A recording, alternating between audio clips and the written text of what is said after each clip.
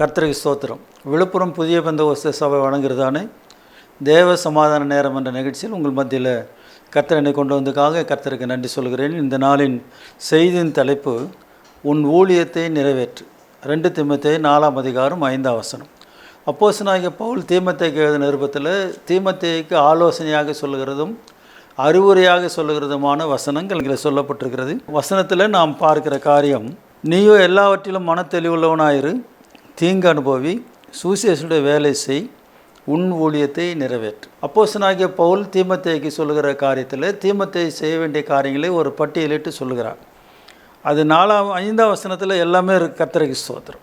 முதல் காரியம், அப்போஸ்தலனாகிய பவுல் சொல்லுகிற காரியத்தில் தீமோத்தேயு செய்ய வேண்டிய காரியத்தில் முதல் காரியம், கிறிஸ்துவனுடைய உபதேசத்தில் தீமோத்தேயு பலப்பட வேண்டும். கர்த்தருக்கு ஸ்தோத்திரம். இன்றைக்கு அநேகர் உபதேசத்தில் பலன் அடையாதனால, உபதேசன வளர்ச்சி இல்லாதனால, உபதேசத்தை சரியாக புரிந்து கொள்ளாதனால இன்றைக்கு அநேகர் குழப்பமடைகிறார்கள். அவர்கள் குழம்புகிறதுனால அநேகரை குழப்புவார்கள். கர்த்தருக்கு ஸ்தோத்திரம்.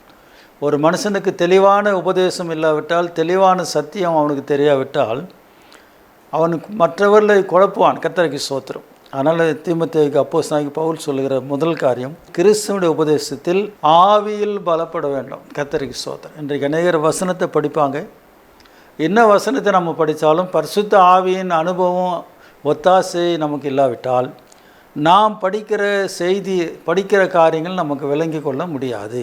ஆவியானுடைய சத்தியத்துக்குள்ளே நம்ம போகாவிட்டால், கர்த்தருக்கு ஸ்தோத்திரம், ஆவியானவர் ஒரு காரியத்தை நமக்கு விலக்கி தராவிட்டால், ஆவியானவர் அதனுடைய ரகசியங்களை நமக்கு புரிய வைக்காவிட்டால், நாம் ஏதோ ஒரு புஸ்தகத்தில் ஒரு வசனத்தை படிக்கிறது போல் இருக்கும். ஆனால் தான் வசனத்தில் ஆவியில் பலப்பட வேண்டும். தீமோத்தேயு வசனத்தில் பலப்பட வேண்டும், கிறிஸ்துவோட உபதேசத்தில் பலப்பட வேண்டும், ஆவியில் பலப்பட வேண்டும். அடுத்ததாக அவன் பலப்பட்டால் தான் சத்தியத்தை மற்றவர்களுக்கு போதிக்க முடியும். வசனம் அப்படி தான் சொல்லுகிறது, நீ ஆயத்தப்படு, இசைக்கல்ல நீ ஆயத்தப்படு, உன்னுடனே கூடின எல்லா கூட்டத்தையும் ஆயத்தப்படுத்து, நீ அவர்களுக்கு காவலாளனாக இரு. கர்த்தருக்கு ஸ்தோத்திரம். அதனால் சத்தியத்தை மற்றவர்களுக்கு போதிக்க வேண்டுமானால் நாம் அதில் தேறினவர்களாக காணப்பட வேண்டும். ஒரு ஆசிரியர் மாணவனுக்கு பாடம் நடத்த வேண்டுமானால் அந்த ஆசிரியர் முதலாவது அந்த பாடங்களில் தேர்ச்சி அடைந்தவராக காணப்பட வேண்டும். அதில் அவருக்கு ஒரு நல்ல தெளிவு இருக்க வேண்டும், நல்ல அறிவு இருக்க வேண்டும். அந்த நல்ல அறிவு தேர்ச்சி இருந்தால் மாத்திரமே அவர் மாணவனுக்கு சரியான விதத்தில் பாடம் நடத்த முடியும். கர்த்தருக்கு ஸ்தோத்திரம். இன்றைக்கு அநேக பாஸ்டர்மார்கள் என்ன செய்கிறாங்கன்னா, அவங்களுக்கு வசனம் தெளிவில்லாமல் சபையாருக்கும் தெளிவுபடுத்தணும்னு நினைக்கிறாங்க, முயற்சி பண்ணுகிறார்கள். அது அநேக நேரங்களில் அது ஆசீர்வாதமாக இல்லை. கர்த்தருக்கு ஸ்தோத்திரம். அநேக சபைகளில் வேத பாடம் நடத்துவாங்க, பைபிள் ஸ்டடின்னு சொல்லுவாங்க. அன்றைக்கி அவங்க பண்ணுற 2 பாட்டு பாடுவாங்க, ஜெபம் பண்ணுவாங்க, ஒரு பிரசங்கம் பண்ணுவாங்க. இது பைபிள் ஸ்டடி ஆகாது. கர்த்தருக்கு ஸ்தோத்திரம். அந்த பைபிள் ஸ்டடி என்கிறது வேத பாடத்தை அதனுடைய காரியங்களெல்லாம் விலைக்கு சொல்லணும். கர்த்தருக்கு ஸ்தோத்திரம். நீங்கள் எப்போவும் ஞாயிற்றுக்கிழமை ஆறானில், வெள்ளிக்கிழமை ஜெபத்தில், சனிக்கிழமை ஜெபத்தில் பிரசங்கம் பண்ணுற போல் பைபிள் ஸ்டடியே ஒரு பிரசங்கத்தை பண்ணிவிட்டு அது பைபிள் ஸ்டடின்னு சொன்னீங்கன்னா அதை ஏற்றுக்கொள்ள முடியறதுக்கு வாய்ப்புகள் இல்லை. கர்த்தருக்கு ஸ்தோத்திரம். அதனால் சத்தியத்தை நாம் மற்றவர்களுக்கு அறிவிக்க வேண்டுமானால் அந்த சத்தியம் முதலாவது நமக்குள்ளே இருக்க வேண்டும். கர்த்தருக்கு ஸ்தோத்திரம். அதோடைய ரகசியங்களை நாம் முதலாவது விளங்கி கொள்ள வேண்டும். கர்த்தருக்கு ஸ்தோத்திரம். அதனால தான் அப்போஸ்தலனாகிய பவுல் தீமோத்தேயுக்கு சொல்லுகிறார், உபதேசத்தில் பலப்படு, சத்தியத்தை மற்றவர்களுக்கு போதிக்க வேண்டும். அதனால தான் இந்த வசனம் சொல்கிறது, தீங்கு அனுபவி, சுவிசேஷனுடைய வேலையை செய். இன்றைக்கு சுவிசேஷ நிமித்தம் தீங்கு அனுபவிக்கிறது ரொம்ப குறைவாக இருக்குது. ஆனால் சில நேரங்களில் சுவிசேஷ வேலை செய்து தேவையில்லாமல் நாம் போராட்டத்துக்குள்ள, பிரச்சனைகளுக்குள்ள, எதிர்ப்புகளுக்குள்ளே நாமளே சிக்கிக்கொள்கிறோம். கர்த்தருக்கு ஸ்தோத்திரம். ஒரு சபை நடத்துகிற பாஸ்டர் அக்கம் பக்கத்தில் குடும்பங்கள் இருக்கிற இடங்களில் சபை நடத்துவாரானால் அவர் அந்த மைக்கெல்லாம் கட்டி, புனலெல்லாம் கட்டி ரொம்ப சத்தம் போட்டால் மற்றவர்களுக்கு இடரலாக இருக்கும். அப்படிப்பட்ட இடரில் வந்துட்டு நான் ஆண்டவருக்காக தீங்கு அனுபவிக்கிறேன், நான் ஆண்டவருக்காக பாடுபடுறேன், நான் ஆண்டவருக்காக எனக்கு கஷ்டம் வருது, ஆண்டவருக்காக எனக்கு எதிர்ப்பு வருதுன்னு சொன்னீங்கன்னா அது சரியில்லை.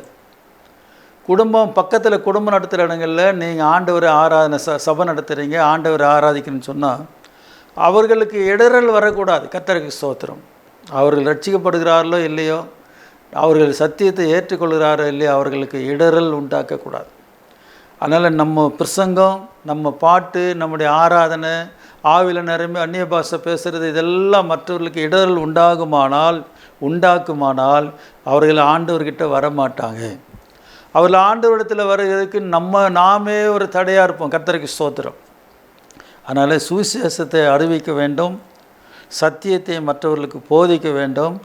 அதனால் வருகிற தீங்கை நாம் அனுபவிக்க வேண்டும். சத்தியத்தை நிமித்தம் தீங்கு வந்தால் பரவாயில்ல, உபதேசத்தை நிமித்தம் தீங்கு வந்தால் பரவாயில்ல, ஊழியத்தை நிமித்தம் தீங்கு வந்தால் பரவாயில்ல. ஆனால் நம்ம காரியத்தை நாம் கொஞ்சம் மாற்றிக்கொள்ள வேண்டும். இன்றைக்கி அநேகருடைய காரியம் என்னென்னா, நான் போன இதிலே சொல்லியிருப்பேன், ரொம்ப சத்தம் போட்டு ஜெபம் பண்ண தான் அவருக்கு பாஸ்ட்டுக்கு ஜெபம் பண்ண தெரியுது. நல்ல ஆவியில் ஜெபம் பண்ணணும், அந்நிய பாஷை பேசணும், குதிக்கணும், வானத்துக்கும் பூமிக்கும் குதிக்கணும், அப்போ தான் அவர்கிட்ட வல்லம் இருக்குதுன்னு சொல்லி அநேகர் முட்டாள்தனமாக நம்புகிறாங்க. கர்த்தருக்கு ஸ்தோத்திரம். அது சரியான உபதேசம் இல்லை. ஆண்டவருடைய வார்த்தைகள், ஆண்டவருடைய ஆவியானவருடைய கிரியைகள் எப்போதும் நிதானமாக இருக்கும். கர்த்தருக்கு ஸ்தோத்திரம். நீங்கள் ஜெபம் பண்ணுறீங்கன்னா அந்த ஜெபத்தை ஒழுங்காய் கர்த்தருடைய சமூகத்தில் போய் சேர வேண்டுமானால் நீங்கள் அமைதியான ஜெபம் பண்ண கற்றுக்குங்க. அநேகருக்கு ஜெபம் பண்ண அமைதியாக ஜெபம் பண்ண வராது. சத்தம் போட்டு ஜெபம் பண்ணுறது, சத்தம் போட்டு பாட்டு பாடுறது, ஆவியில் நிரம்பி அந்நிய பாஷை பேசுறது, ஊன்னு பேய் ஓட்டுற மாதிரி எல்லாம் பண்ணும்போது மற்றவர்களுக்கு இடரல் உண்டாகிறது. கர்த்தருக்கு ஸ்தோத்திரம். அப்படி நம்ம இடரல் உண்டாகிட்டு நான் ஆண்டவருக்காக பாடு அனுபவிக்கிறேன்னு சொல்கிறதுல பிரயோஜனம் இல்லை. கர்த்தருக்கு ஸ்தோத்திரம். அதனால் ஆண்டவருடைய பிள்ளைங்க நல்லா கவனிங்க.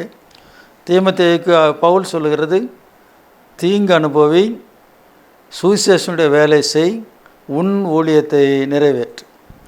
2 தீமோத்தேயு 4:5 கர்த்தருக்கு ஸ்தோத்திரம். இன்றைக்கு அநேகர் தனக்கு சம்மந்தம் இல்லாத காரியங்களில் தலையிட்டுக்குவான். நான் சொல்லுகிறதுன்னா உன் ஊழியத்தை நிறைவேற்றுன்னு தீமோத்தேயுக்கு சொல்லுகிறார். நம்ம எல்லாருக்கும், தீமோத்தேயுக்கு மாத்திரம் இல்லை, இந்த செய்தியை கேட்டுக்கொண்டிருக்க எல்லாருக்கும் ஆவியானுடைய ஆலோசனை, ஆண்டோடைய வார்த்தைகள் சொல்லுகிறதான காரியங்கள் என்னவென்று சொன்னால், கர்த்தர் உங்களுக்கு கொடுத்த ஊழியம் என்ன, உங்களுடைய தரிசனம் என்ன, உங்களுடைய அழைப்பு என்ன, உங்களுக்கு கர்த்தர் வைத்திருக்கிற ஊழியம் என்ன, அதை செய்து முடிங்க, அதை நிறைவேற்றுங்க. தேவையில்லாத மற்ற ஊழியங்களெல்லாம் போய் குழப்பி அவர்களுக்கும் உங்களுக்கு சமாதானத்தை கெடுத்து சமாதானம் கெட்டு போகிற அளவுக்கு நம்முடைய ஊழியங்கள் இருக்கக்கூடாது. பவுல் சொல்லுகிறார், உன் ஊழியத்தை நிறைவேற்று, உன் ஊழியத்தை நிறைவேற்று. You fulfil your ministry. உன்னுடைய ஊழியத்தை நிறைவேற்றி முடிக்கணும். அதுக்கு தான் ஆண்டவர் உங்களை அழைச்சிருக்கிறார். உங்களுடைய தரிசனத்தை நிறைவேற்றணும். உங்களுக்கு கர்த்தர் என்ன ஊழியத்தை வைத்திருக்கிறாரோ அந்த ஓட்டத்தில் நாம் ஓடணும். நம்ம ட்ராக் மாறி ஓடக்கூடாது. கர்த்தருக்கு ஸ்தோத்திரம். இன்றைக்கு நிறைய ரயிலெல்லாம் பார்த்திங்கன்னா விபத்து நடக்குது. காரணம், அது போக வேண்டிய அந்த தடத்தில் போகிறதில்லை. அந்த ட்ராக்கில் போகாதது வேறு ட்ராக்கு மாறும்போது நிறைய விபத்துக்கள் நடக்குது. இன்றைக்கு ஊழியக்காரர்கள் கர்த்தர் அவங்களுக்கு வச்ச ஊழியத்தை நிறைவேற்றணும். உங்களுக்கு சின்ன சபை கொடுத்துருப்பார், ஆனால் அந்த சின்ன சபையை கொஞ்சம் ஜனங்களை சரியான சத்தியத்தில் நடத்துங்க. நீங்களும் சரியான சத்தியத்தில் இருங்க. உங்களுடைய ஊழியத்தை நிறைவேற்றுங்க. கர்த்தருக்கு ஸ்தோத்திரம். அதனால தான் பவுல் சொல்லுகிறார், உன் ஊழியத்தை நிறைவேற்றும். உங்கள் ஊழியத்தை விட்டுட்டு ஊரில் இருக்கிற ஊழியத்தெல்லாம் நீங்கள் நிறைவேற்றணும் விரும்புனீங்கன்னா நீங்களும் கெட்டு மற்றவங்களும் கெட்டு போக வழி உண்டாக்குறலாய் காணப்படுவீங்க. எனவே அன்பானவர்களே, கர்த்தருக்கு ஸ்தோத்திரம். நிகழ்ச்சியை பார்த்து கொண்டிருக்கிறவர்கள் இந்த செய்தி பொதுவாக பாஸ்டர்மார்களுக்கு தான். கர்த்தருக்கு அதே நேரத்தில் சுவிசேஷரும் செய்யலாம். ஏன்னா இந்த வசனம் சொல்லுகிறார், சுவிசேஷனுடைய வேலை செய். 4:5 தீமோத்தேயு சொல்லும்போது, தீமோத்தேயுக்கு பவுல் சொல்லும்போது, நீயோ எல்லாவற்றிலும் மன தெளிவுள்ளவனாயிரு, தீங்கு அனுபவி, சுவிசேஷனுடைய வேலை செய், உன் ஊழியத்தை நிறைவேற்று. கர்த்தருக்கு ஸ்தோத்திரம். அதனால் ஆண்டோடைய பிள்ளைகள் அவரவருடைய ஊழியத்தை அவரவர்கள் நிறைவேற்றணும். கர்த்தருக்கு ஸ்தோத்திரம். தேவையில்லாத காரியத்திலெல்லாம் நம்ம தலையிட்டக்கூடாது. நமக்கு கர்த்தர் என்ன காரியத்தை கொடுத்தார், கர்த்தர் நமக்கு என்ன ஊழியத்தை வைத்திருக்கார், அந்த ஊழியத்தை நீங்கள் செய்து முடிக்க முயற்சி பண்ணுங்கள். கர்த்தருக்கு ஸ்தோத்திரம். ஊழியத்தை கொடுத்த எஜமானர் சீக்கிரம் வரப்போகிறார். அவர் உங்கள்கிட்ட கணக்கு கேட்பார். கர்த்தருக்கு ஸ்தோத்திரம். ஊழியம் மனிதருடையதல்ல, ஸ்தாபனத்து உடையது அல்ல. ஊழியத்துக்கு சொந்தக்காரர், சபைகளுக்கு சொந்தக்காரர், ஆத்துமாக்களுக்கு சொந்தக்காரர் நம்முடைய ஆண்டவராகிய இயேசு.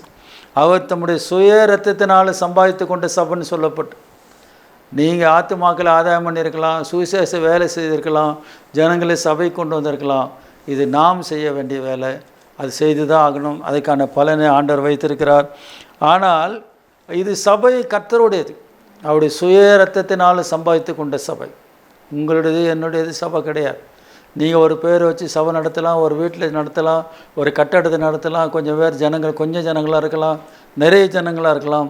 ஆனால் சபைக்கு தலைவர், சபைக்கு உரிமையாளர், ஓனர் எல்லாம் இயேசு கிறிஸ்து. அதை மறந்துடாதீங்க. கர்த்தருக்கு ஸ்தோத்திரம். அதனால் அப்போஸ்தலனாகிய பவுல் சொல்லுகிறார் தீமோத்தேயுவுக்கு, உன் ஊழியத்தை நிறைவேற்று. யாரெல்லாம் ஊழியத்தை நிறைவேற்றாமல் விட்டுறீங்களோ அவங்களுக்கு இந்த வார்த்தைகள் அது பொருத்தமான ஒரு காரியம். நான் குடும்பத்தை பார்க்கறதுக்கு எனக்கு நேரம் இல்லை பாஸ்டர், அதனால் என்னால் ஊழியம் செய்ய முடியல.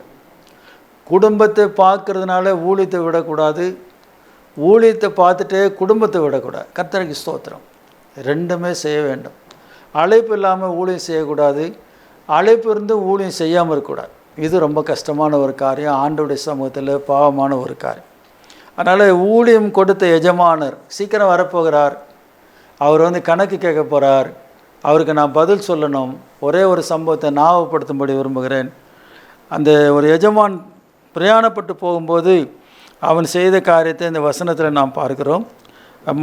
மத்தேயு சுவிசேஷம் 25ஆம் அதிகாரம் 14ஆம் வசனம். அன்றியும் பரலோக ராஜ்யம் புறதேசத்துக்கு பிரயாணமாய் போகிற ஒரு மனுஷன் தன் ஊழியக்காரரை அழைத்து தன் ஆசைகளை அவர்கள் வசமாய் ஒப்பு கொடுத்தது போல இருக்கிறது.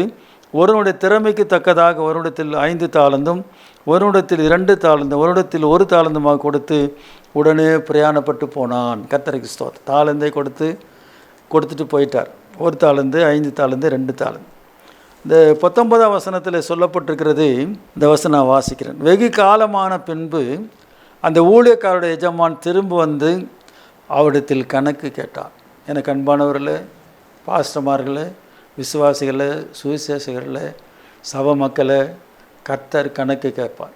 உன் ஊழியத்தை நிறைவேற்றாத பட்சத்தில், உன்னுடைய தாளந்தை பயன்படுத்தாத பட்சத்தில், கர்த்தர் உனக்கு கொடுத்த உத்தரவாதத்தை நீ செய்யாத பட்சத்தில் கர்த்தர் கணக்கு கேட்பார். வசனம் அப்படி தான் சொல்கிறது. 19ஆம் வசனத்தில் நாம் பார்க்கும்போது, வெகு காலமான பின்பு அந்த ஊழியக்காரருடைய எஜமான் திரும்ப அவரிடத்தில் கணக்கு கேட்டான். ஆகவே கணக்கு சொல்லணும். உங்கள் ஊழியத்தை நிறைவேற்றுங்க. தேவையில்லாத எல்லா ஊழியத்திலையும் தலையிட்டுக்காதீங்க. தலையிட்டு நீங்களும் கெட்டு மற்றவர்களும் கெடுக்க வேண்டாம். கர்த்தருக்கு ஸ்தோத்திரம். பவுல் சொல்லுகிறதை நான் திரும்ப ஞாபகப்படுத்துகிறேன். உன் ஊழியத்தை நிறைவேற்றி நாம் ஜெபம் பண்ணுவோம். கர்த்தருக்கு ஸ்தோத்திரம். ஆண்டவரே, இந்த நாளுக்காக, இந்த வேலைக்காக ஸ்தோத்திரிக்கிறோம். அப்போஸ்தலனாகிய பவுல் தீமோத்தேயுவுக்கு சொல்லும்போது உன் ஊழியத்தை நிறைவேற்று என்று சொல்லுகிறார். ஆண்டவரே, நீர் எங்களுக்கு கொடுத்த ஊழியத்தை கூட நாங்கள் நிறைவேற்றி முடிக்கத்தக்கதாக பரிசுத்த ஆவியானவர் இரக்கம் பாராட்டுங்க. ஆண்டவரே, ஊழியம் கடினமானது. ஆண்டவரே, ஊழியம் உத்தரவாதம் உள்ளது. ஊழியத்தை ஆண்டவரே சாதாரணமாக உலக பிரகாரமாக எந்த மனிதனாலும் செய்ய முடியாது ஆண்டவர். ஆனாலும் எங்கள் கையில் கொடுத்துருக்குறீங்க. அதை நாங்கள் உத்தரவாதமாக உண்மையாக செயல்பட பரிசுத்த ஆவியான உதவி செய்யும். அநேக நாட்களுக்கு பின்பு ஆண்டவரை நீர் கணக்கு கேட்கிறவராக இருப்பார். நாங்கள் கணக்கு சொல்ல வேண்டும். ஆகவே கர்த்தாவே, எங்களிடத்தில் ஒப்பு கொடுத்த ஊழியத்தை நிறைவேற்றி முடிக்க பரிசுத்த ஆவியான உதவி செய்யும். தொடர்ந்து இந்த புரோகிராம் எல்லாம் இதை ஒளிபரப்பு கொண்டிருக்கிற தம்முடைய பிள்ளைகளை ஜாய் டிவி ஆசீர்வதியும், பணிபுரிகிற உம்முடைய பிள்ளைகளை ஆசீர்வதியும் தொடர்ந்து நடத்தும். கனம் துதி மகிமெல்லாம் நமக்கு தருகிறோம். இயேசுவின் நாமத்தில் கேட்கிறோம் பிதாவே. ஆமாம். சோத்திரன். கர்த்தர் உங்களை ஆசீர்வதிப்பாராக. God bless you.